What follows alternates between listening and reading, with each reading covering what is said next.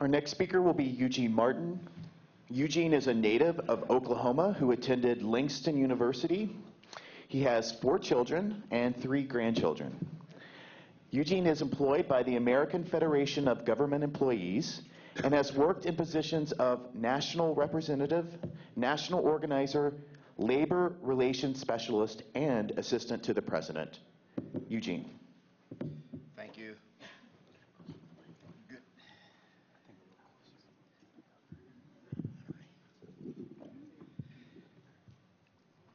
I guess it's good afternoon.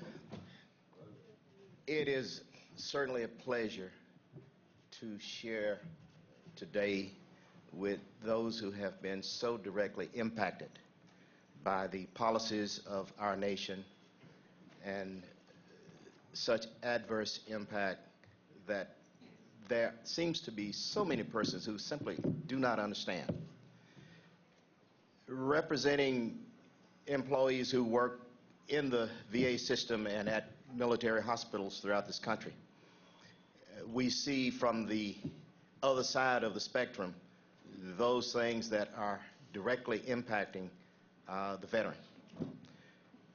And like so many of you, those who are attempting to provide the services to the veteran continue to ask the question, why? Why do we as a nation stand seemingly silent on the sideline and permit those who set and make policy to continue to do the things that they are doing? Why do we allow politics to trump the needs of the veterans?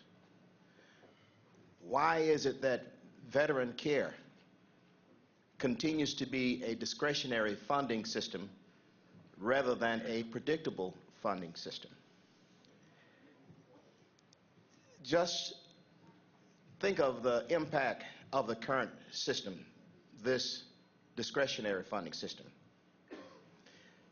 Each year, as the funding for the different agencies run out, we seemingly see continued application of continuing resolutions, meaning that the VA system runs out of money. Then there's a continuing resolution that says, oh, we'll give you funds for the next 30 days, funds for the next 60 days.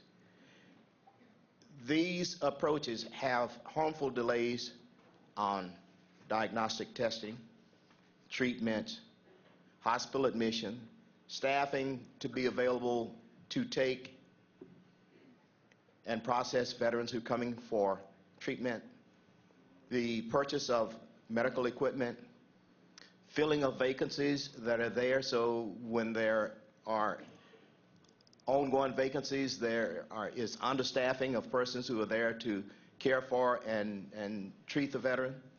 There's this roller coaster of discretionary funding that has tremendous impact on the VA and its ability to provide services to the veteran. We also see closing of facilities. We see people having to travel further in order to obtain treatment. And then the oversight that is missing. Something that Congress needs to step up and take control of. Oversight needs to ensure that the money that is there is actually spent on veteran care rather than on excessive bonuses for top management. The General Accounting Office found more than 2 years ago that the VA spent substantial medical dollars on doing contracting out, illegal contracting out, diverting funds that were designated and earmarked for medical care. Top management in the VA chose to move that money and use it for something other than medical care. Last fall, the VA's Inspector General found that the VA made false reports to Congress about the wait time that patients had to endure, waiting for appointments, waiting for treatment, and we hear the results. Again, these are things that we have got to hold our politicians accountable for. Stuff is running downhill. Top VA management is saluting to the politicians who are setting the rules, making policy, and the policies hurt. In the Veteran Benefits Administration, VBA, there was over 600,000 disability claims that were backlogged because there was not staff available to process these claims. Again, these are decisions that are being made by the people that we elect to not fund, to not staff, and as a result, it is adversely impacting the veteran. We wave the flag and say we love our veteran, but then we treat our veteran this way. We have much work to do. There's a challenge to build coalitions, to hold politicians accountable. There's a challenge to get this discussion and this debate in front of the rest of America.